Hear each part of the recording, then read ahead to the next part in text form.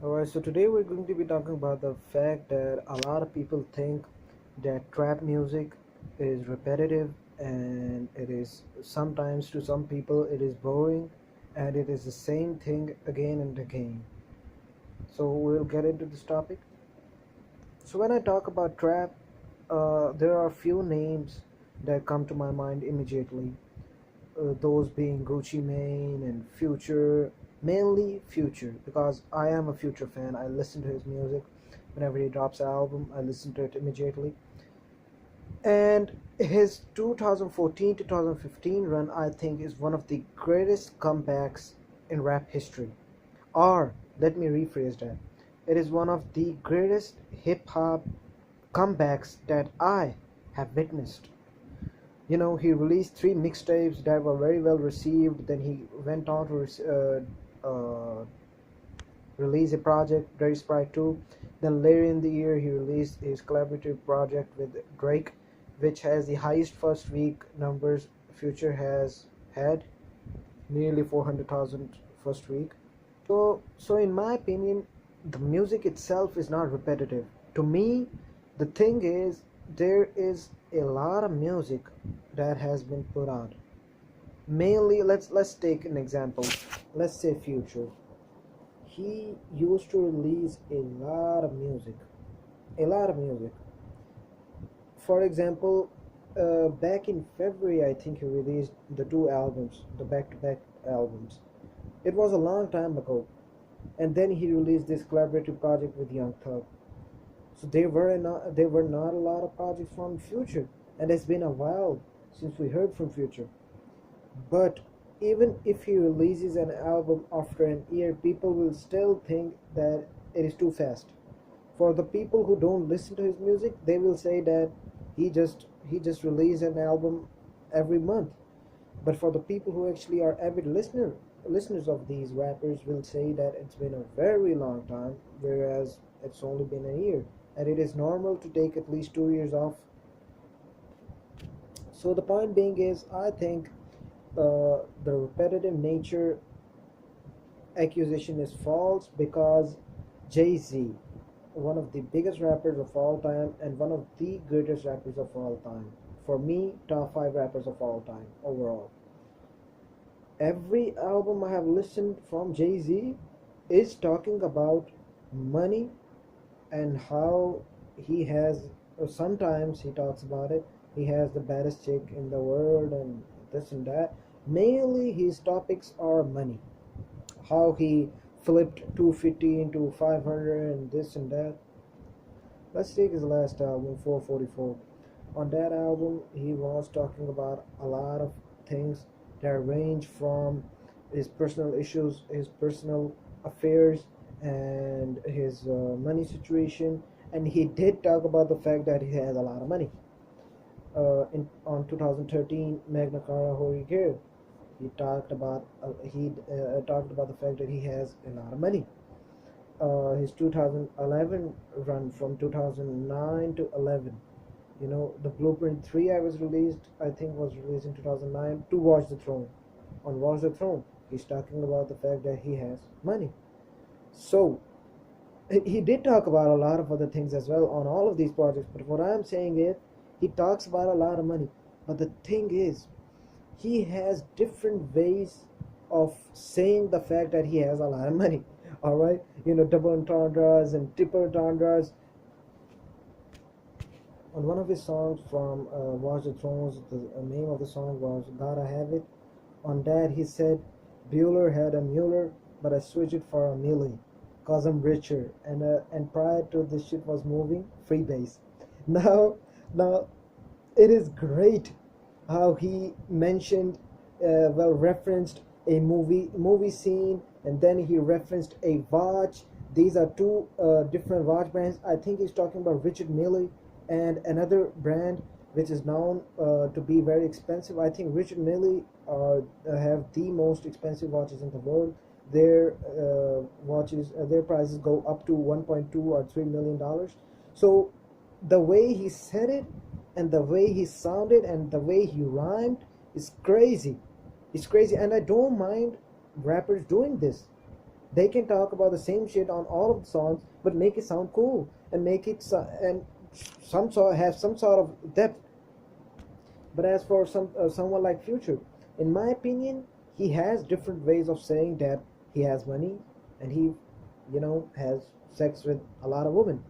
He has different ways of saying this, but a lot of people underestimate his ability. He can make a lot of shit sound catchy uh, and different, and still talk about the same topic. If Future came out today and said that he's the greatest rapper of all time, or he's the greatest rapper of this generation, I would disagree, and I might as well stop listening to Future's music. But if he said that he's the greatest rapper of all time, I might not argue, because who has had more influence on the rap game than Future? Maybe now we are now realizing the fact that he has a lot of influence on all of these rappers, but after some time, a lot of people will look up to Future. You know why? First of all, he has the commercial success, a lot of commercial success. He has a lot of fans. Let's see. He came out when he released his first project this year. I think he actually announced the project 4 days prior to its release, and it still sold 140,000 records in the first week. Whereas for Dirty Sprite 2, he went on a whole album promotion thing. He was doing interviews with everyone. He had 3 mixtapes and all of that. He cemented himself in the rap game.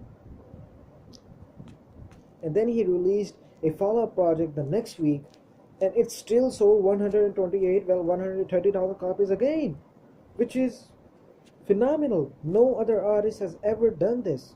I don't think any other artist has the nerve to do this, because maybe they fear the fact that maybe they will not live up to their commercial success. For example, Drake, he releases a project the first week, it sells like 1 million. He releases another project the second week, it sells 700,000 copies. But in the same week, Taylor Swift releases a project that sells 1.5 million. So Drake is at number 2, and an artist like Drake cannot afford this. He cannot afford to lose to someone. Eminem, Jay-Z, these are the artists who cannot afford to lose the number 1 spot or the top position. Let's talk about Jay-Z for a minute. 2013, Samsung bought 1 million copies of his album, and he went platinum in the first week. The album actually sold 600,000 original copies, and I was so shocked of the fact that he sold more than 550,000 copies in the first week. That was incredible.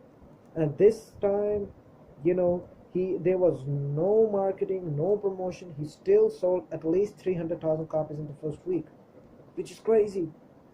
And he also went platinum in the first week. His Sprint purchased 1 million copies for 444. So I was a little off topic here, but the point being is, trap music to me is not repetitive. A lot of people actually listen to the same songs again and again. What I can see and observe so far is the fact that these rappers have a formula of making albums. For example, Future.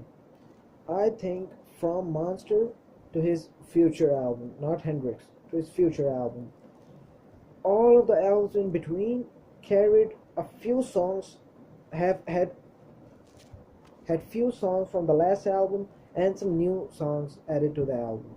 I think this is how all of his albums went. That doesn't necessarily mean that it is repetitive.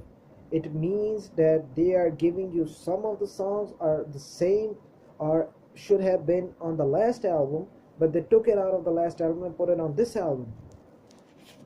And with all honesty, I cannot name you a trapper I'm using this term because there are a lot of people and a lot of rappers from Atlanta that you cannot call whack and are to me one of the greatest rappers of all time.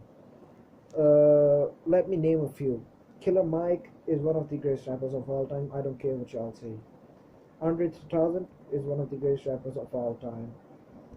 Big Boy is one of the greatest rappers of all time. And Outkast might just be the greatest hip hop duo of all time. Run the Jewel is on its way. Maybe in the future they will be considered even better than Outkast. I'm not sure. But of course, I'm missing a lot of rappers. But I'm naming some rappers from the South who actually, in my opinion, are one of the greats. So these rappers are in the rap game to earn money. For example, someone like Jeezy. Jeezy went to Everyday Struggle and he said, quote unquote, he said that he is here to earn money. He made music to earn money. He's still making music just to earn money. He doesn't care about what the music does. He doesn't care about anything else. But then afterwards, in the interview, he tried to cover it up with the fact that he's trying to deliver a message and he's doing this and doing that. And these rappers, especially the rappers who are from Atlanta right now, are the rappers who are under the trap category of rap music. They are here to earn money, and that is about it. They don't love their craft. They are just here to earn money. For example, let's say someone like Lil Pump. I'm not dissing anyone. I'm just saying Lil Pump. He recorded a song called Gucci Gang. He said the same word again and again and again, and it's been like 500 years that a song has broke the top 10 on the Billboard 200, which is shorter than 3 minutes mark. So you know what does that say to the rapper and to me? It says you can go there and say anything. Just have a hot producer on there, pay him like 5 racks, 6 racks, all right. Take the beat, do your little shit you do, all right. Paint your hair, and you will be successful in the rap game. But this is how we see it as casual fans.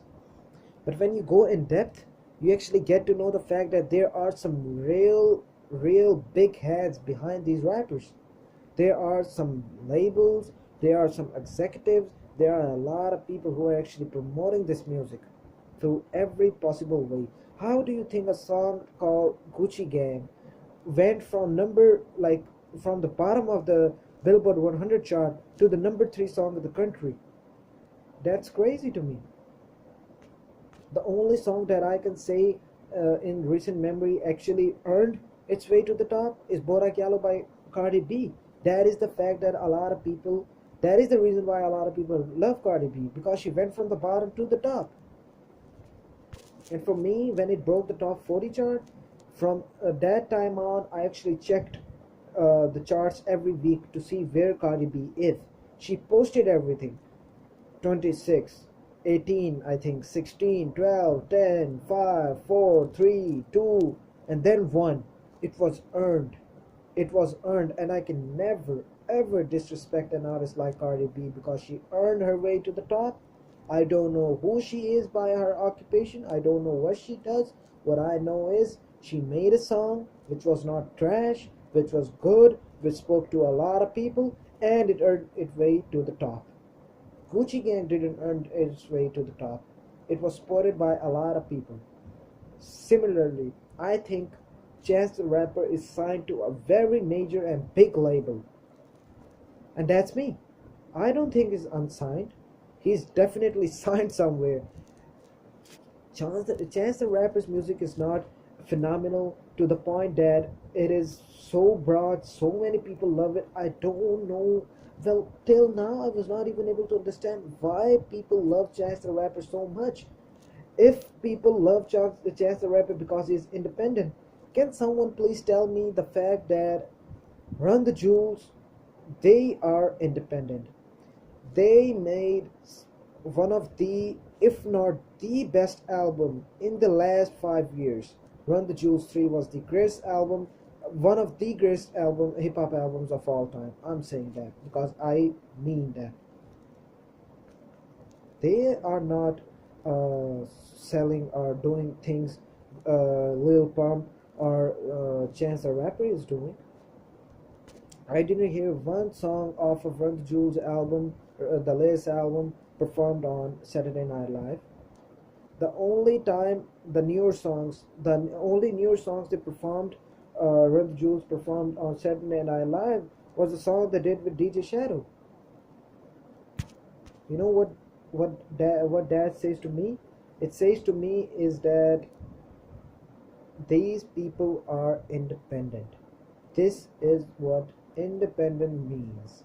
Similarly, XXS Tentacion. I don't think that person is independent. I really don't think so.